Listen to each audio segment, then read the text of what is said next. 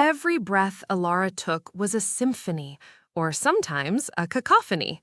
For her, the world wasn't just seen or heard, it was smelled in a way no ordinary person could comprehend. Where others perceived only the faint tang of city air or the sweetness of blooming jasmine, Ilara's senses delved deeper, unfurling the unseen tapestry of human emotion. Each feeling possessed a distinct, unmistakable signature, a molecular dance only she was privy to. Fear, for instance, wasn't just a tightened jaw or a racing pulse, it was the sharp, metallic tang of ozone right before a lightning strike, a scent that made her own skin prickle with a primal unease. It hovered around terrified individuals like an invisible shroud, acrid and electrifying. Love, conversely, was a profound, enveloping warmth, a deep, rich aroma like warm honey infused with the comforting scent of sun-drenched linen. It was the scent that drew her in, the one she instinctively sought in the tumultuous world of human hearts. Deceit, however, was the most insidious. It wasn't a sudden, jarring note, but a slow, creeping bitterness, a cloying, sickly sweet almond scent that reminded her of poison. It would start as a whisper, a barely perceptible off-note in an otherwise pleasant fragrance, then blossom into an undeniable, suffocating presence, making her stomach churn. Her unique gift, a sensory paradox, made her a phenomenal perfumer, allowing her to craft fragrances that truly resonated with a person's inner essence, masking sadness with notes of uplifted citrus or enhancing joy with effervescent florals. But it also made her an unwilling, often overwhelmed, witness to the raw, unfiltered emotional landscapes of everyone she met. Her fiancé, Tristan, had, for the longest time, exuded the purest, most intoxicating scent of love she had ever known. It was that warm honey, thick and golden, laced with a subtle hint of sea salt, reminiscent of their first seaside picnic.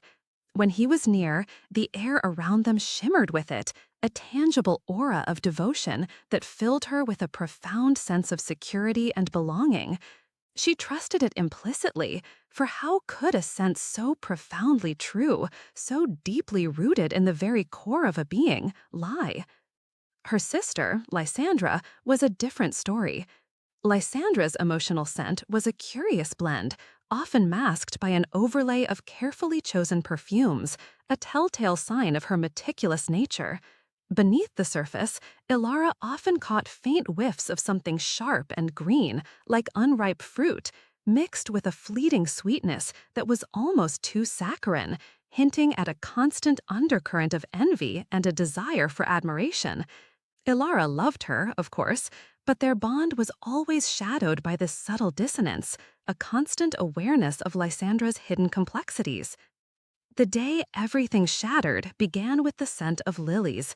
Lysandra had been arranging a bouquet for the dinner party, and the heavy floral fragrance initially masked the subtle shift in the room's emotional atmosphere.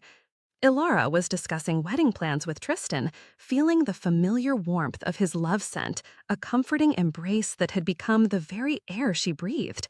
She spoke of the perfect venue, the delicate lace she envisioned for her gown, her heart swelling with an innocent joy. Then, a faint, almost imperceptible shift, a whisper of something acrid, a single sour note in the symphony of Tristan's love. Ilara paused, a furrow forming between her brows. She inhaled deeply, trying to pinpoint it, dismissing it at first as a phantom smell from the lilies, or perhaps a fleeting anxiety in Tristan himself about the impending responsibilities of marriage. But it persisted, a faint, bitter almond, barely noticeable, like a single discordant string in an otherwise harmonious orchestra. As Lysandra approached, bearing a tray of iced tea, the scent intensified, not from her sister, but from Tristan. It was sudden, stark, and utterly devastating. The beautiful, warm honey of his love, the very foundation of her world, was suddenly tainted, curdled by the undeniable, sickening bitterness of deceit. It wasn't a hint, it was a deluge. It swamped her, making her gasp, the world tilting on its axis. Her eyes darted from Tristan's face, where a subtle shift in his features now seemed sickeningly transparent, to Lysandra, whose carefully constructed composure wavered just enough for Ilara to catch a fleeting, triumphant sweetness, cloying and smug, an almost palpable burst of malicious joy. In that horrifying moment, the world clarified with brutal precision. It wasn't just Tristan deceiving her. Lysandra was deeply, inextricably involved, savoring the moment of her betrayal.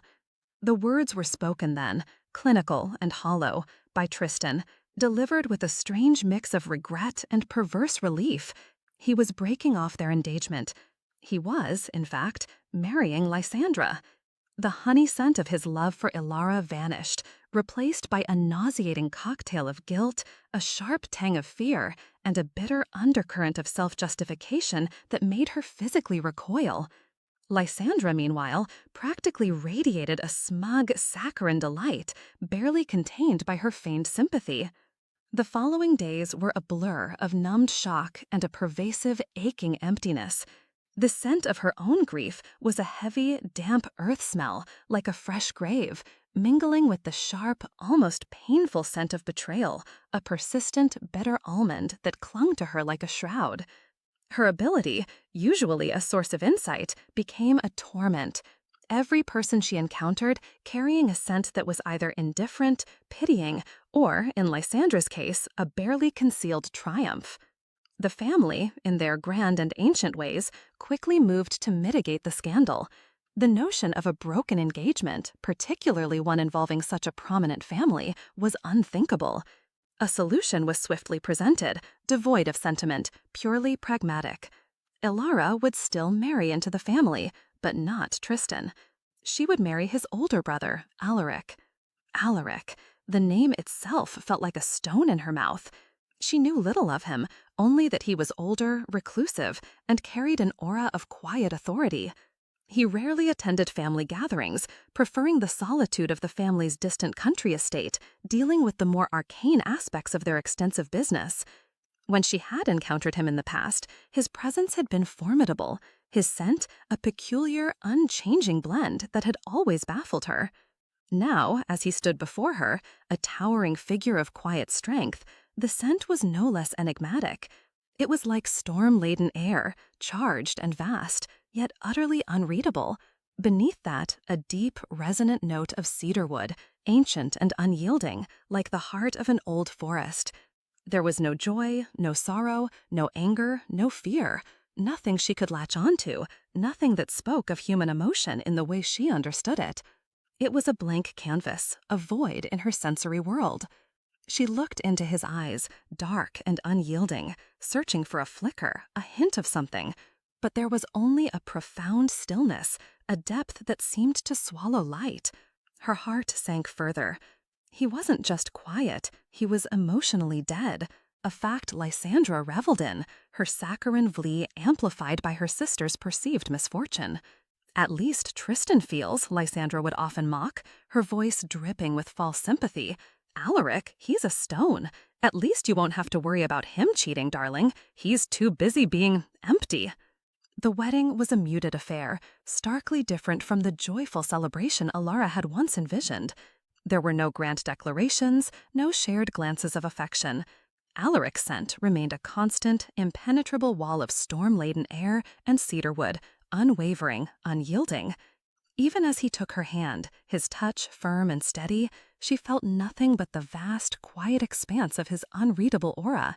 It was like marrying a force of nature, powerful yet utterly devoid of the messy, vibrant sense of human feeling.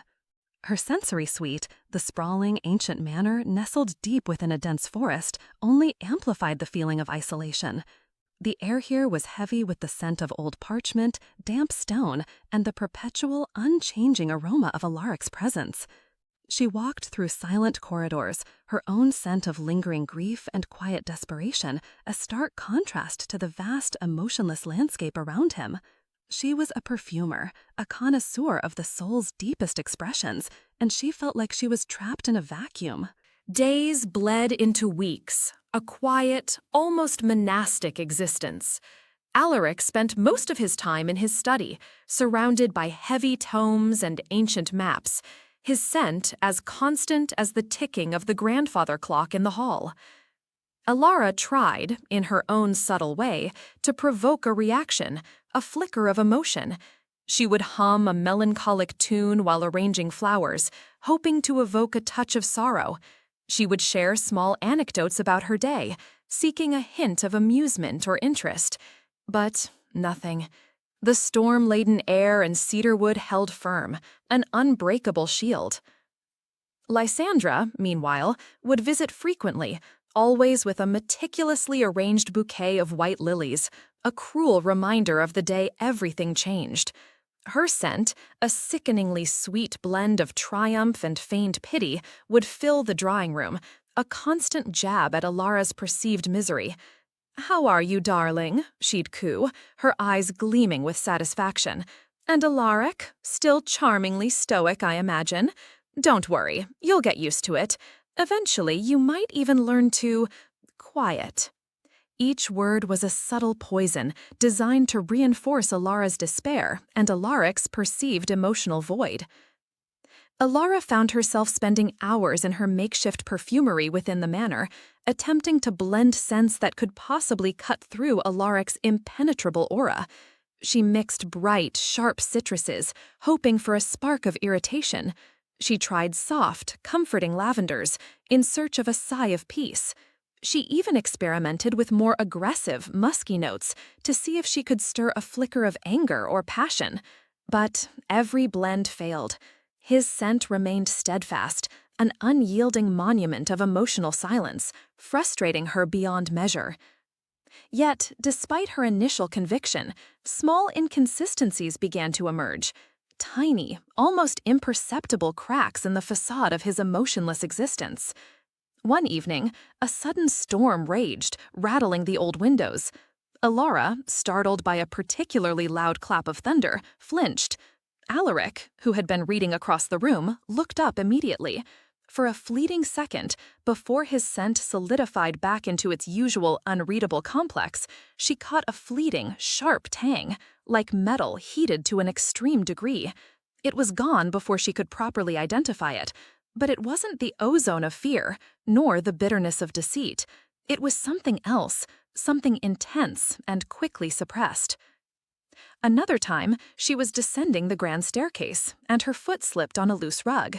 Before she could fall, Alaric, with a speed that belied his usual calm demeanor, was there, his hand a solid brace against her back.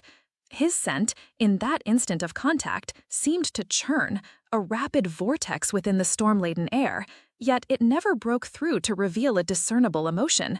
It was as if a maelstrom raged beneath the surface, but a powerful, invisible hand clamped it down before it could breach the air. He merely studied her, his face impassive, and continued on his way, leaving her utterly bewildered. She began observing him, more closely, almost obsessively. She noticed how his gaze, though often distant, was incredibly sharp, missing nothing. She saw the way his fingers would drum a silent rhythm on his desk when he was deep in thought, a very human tick. She noted his quiet attention to the staff, his precise instructions, and the subtle shifts in their scent around him. Never fear, but a respectful calm, occasionally tinged with something akin to admiration, which baffled her. How could someone so devoid of emotion inspire such feelings? One crisp autumn morning, Alara ventured into the sprawling, neglected gardens. She found a patch of wilted roses, their once vibrant petals now brown and crumbling. A wave of melancholic resignation washed over her, mirroring her own feelings. As she knelt to inspect them, she caught a faint, almost ghostly echo of Alaric's scent. It was unusually strong here, not the typical dense, unchanging aura, but something thinner, more expansive, mingled with the earthy scent of the soil and the dying roses. For a moment, she thought she detected a profound, ancient sorrow, a fleeting glimpse of something vast and aching, before it retreated, replaced by his usual impenetrable blend. It was like catching a glimpse of a whale's tail before it dove back into the ocean depths. Her work as a perfumer, once a source of joy and purpose, became her refuge and her obsession. She started creating perfumes not for clients, but for herself and for Alaric. She spent hours researching the properties of rare botanicals, seeking out essences that were known for their power to reveal, to cut through layers of pretense. She was no longer just making perfumes. She was trying to create a sensory truth serum, a key to unlock the enigma that was her husband. She brought him small vials, subtly infused with notes designed to provoke, a blend with sharp, peppery accents to stimulate anger, a sweet floral concoction meant to evoke joy. He accepted them, politely, sometimes even applying a drop to his wrist as a courtesy. But his scent remained, unyielding. It was like trying to chip away at granite with a feather. Her sister's mocking words echoed in her mind. He's a stone. Yet the questions persisted. If he was truly emotionless, why did she occasionally glimpse that fleeting metallic tang? Why the lightning-quick reflex to catch her? Why that faint, pervasive sorrow in the garden? It was as if her unique sense, usually so definitive, was being confounded by something utterly new, something she hadn't encountered in all her years of smelling emotions. Her scientific mind, the part of her that sought patterns and explanations, refused to accept the simple answer, empty. The manor itself seemed to hold secrets. Whispers among the servants, quickly hushed when she drew near. Heavy, locked doors in the older wings. Alaric's late-night meetings, cloaked in an even deeper silence than usual, from which she could discern no specific scent, only a heightened, almost electric stillness around his study. She sensed a tension in the air, a subtle undercurrent of something dangerous, almost like a predator scent she had once encountered in a distant safari, but it never fully materialized, never settled into a clear emotional signature. It was as if a maelstrom raged beneath the surface, but a powerful, invisible hand clamped it down before it could breach the air. He merely steadied her, his face impassive, and continued on his way, leaving her utterly bewildered. She began observing him more closely, almost obsessively. She noticed how his gaze, though often distant, was incredibly sharp, missing nothing. She saw the way his fingers would drum a silent rhythm on his desk when he was deep in thought, a very human tick. She noted his quiet attention to the staff, his precise instructions, and the subtle shifts in their scent around him, never fear, that a respectful calm, occasionally tinged with something akin to admiration, which baffled her. How could someone so devoid of emotion inspire such feelings? One crisp autumn morning, Alara ventured into the sprawling, neglected gardens. She found a patch of wilted roses, their once vibrant petals now brown and crumbling. A wave of melancholic resignation washed over her, mirroring her own feelings. As she knelt to inspect them, she caught a faint, almost ghostly echo of Alaric's scent. It was unusually strong here, not the typical dense, unchanging aura, but something thinner, more expansive, mingled with the earthy scent of the soil and the dying roses. For a moment, she thought she detected a profound, ancient sorrow, a fleeting glimpse of something vast and aching, before it retreated, replaced by his usual impenetrable blend. It was like catching a glimpse of a whale's tail before it dove back into the ocean depths. Her work as a perfumer, once a source of joy and purpose, became her refuge and her obsession. She started creating perfumes not for clients, but for herself, and for Alaric. She spent hours researching the properties of rare botanicals, seeking out essences that were known for their power to cut through layers of pretense. She was no longer just making perfumes.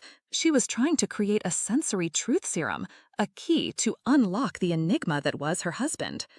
She brought him small vials, subtly infused with notes designed to provoke, a blend with sharp, peppery accents to stimulate anger, a sweet floral concoction meant to evoke joy.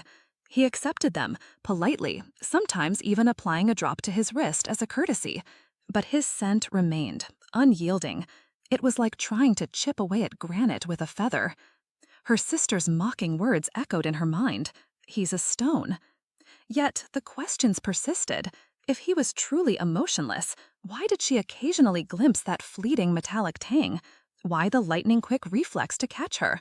Why that faint, pervasive sorrow in the garden? It was as if her unique sense, usually so definitive, was being confounded by something utterly new, something she hadn't encountered in all her years of smelling emotions. The manor itself seemed to hold secrets, whispers among the servants, quickly hushed when she drew near, heavy, locked doors in the older wings, Alaric's late-night meetings, cloaked in an even deeper silence than usual, from which she could discern no specific scent, only a heightened, almost electric stillness around his study. She sensed a tension in the air, a subtle undercurrent of something dangerous, almost like a predator scent she had once encountered in a distant safari, but it never fully materialized, never settled into a clear emotional signature. One evening, Alara overheard a fragment of a conversation between Alaric and an old stern-faced family retainer. The new security protocols, are they sufficient?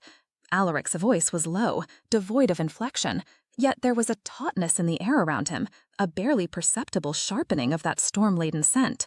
The retainer's reply was an As he laid his hand on the chest, a profound, agonizing wave of sorrow emanated from him, so vast it nearly buckled Alara's knees. It was the scent of 1,000 forgotten tears, of burdens carried for generations, of something broken beyond repair. It was like the dying roses in the garden, but magnified 1,000-fold, mixed with the sharp tang of something metallic, not fear, but a desperate, bone-deep resolve. It lasted only a breath, a fleeting glimpse into a maelstrom of emotion, before the storm-laden air and cedarwood slammed back into place, sealing it away. He didn't open the chest. He just stood there for a long moment, then turned and left the room, his usual impassive aura restored. But Alara knew, she knew. His unreadable scent wasn't an absence of emotion. It was an impenetrable fortress built to contain a tempest. He wasn't empty, he was overflowing, burying himself beneath layers of control so profound that even her unique gift struggled to penetrate them. Lysandra's mocking words echoed again, but now they sounded hollow, pathetic. Her sister had no idea of the true man Alaric was, or the depths he hid. That night, Alara confronted him, not with accusations, but with a quiet certainty. She spoke of the hidden passage, the ledgers, and the overwhelming scent of sorrow she had momentarily perceived. Alaric looked at her, his dark eyes unblinking, his scent still the unyielding blend. But there was a flicker, a hesitation, a tremor beneath the surface of his composure that she hadn't noticed before. Slowly, carefully, he began to speak, his voice low, deliberate, weaving a tale that chilled her to the bone. Their family, he explained, was not merely wealthy.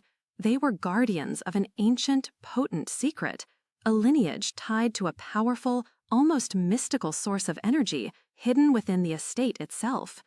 For generations, they had protected it, shielding it from those who would exploit its power, and the burden had fallen squarely on the shoulders of the eldest son.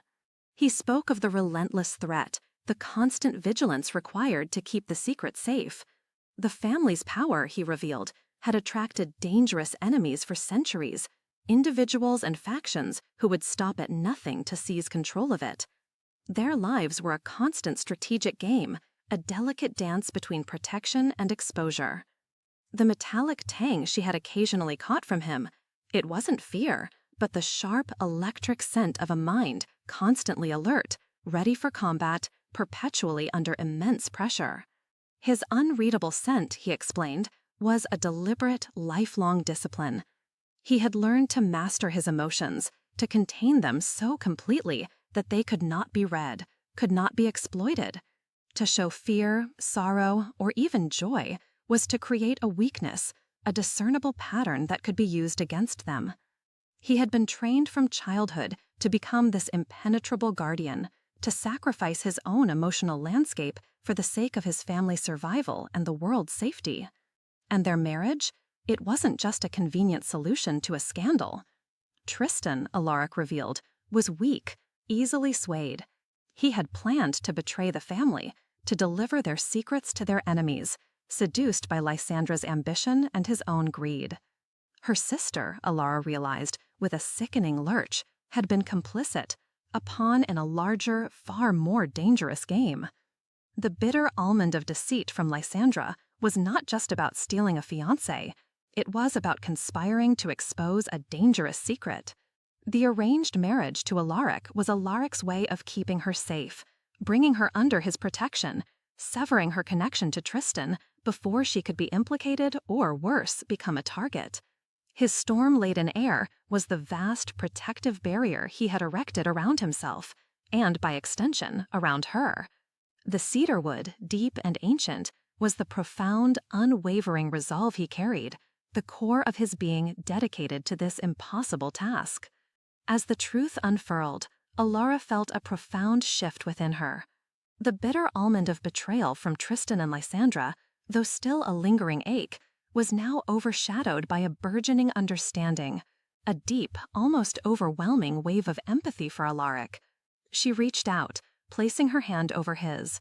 In that moment, through the thin veil of his perfected control, she felt a profound surge of emotion.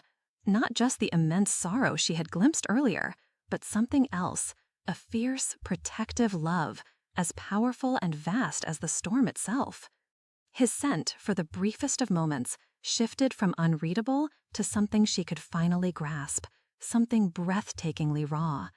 It was the scent of a man who had sacrificed his own emotional freedom for the sake of others, a blend of profound responsibility, fierce loyalty, and a nascent, carefully guarded affection that was just beginning to bloom beneath the storm-laden skies.